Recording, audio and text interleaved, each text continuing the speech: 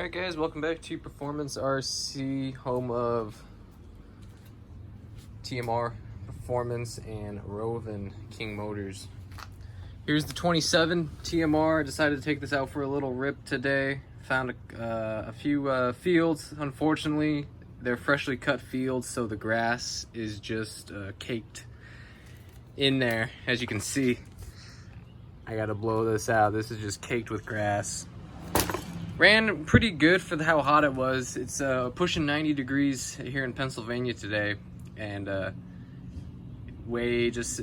humidity and heat just sucks out the power on these engines. So my needles are a lot leaner than normal. I had to lean the low and the high almost a quarter turn each to actually get it to stay running and actually perform with some power.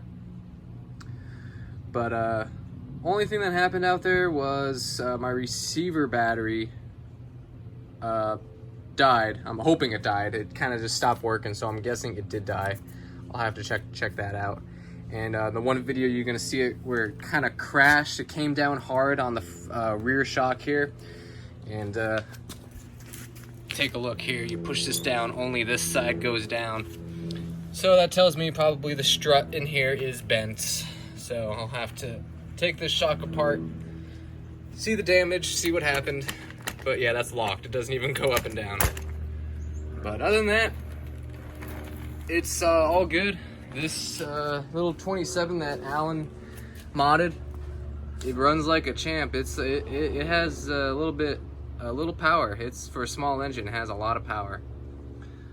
So hope you guys enjoy the clips of this run in the field. Till next time, guys. See you.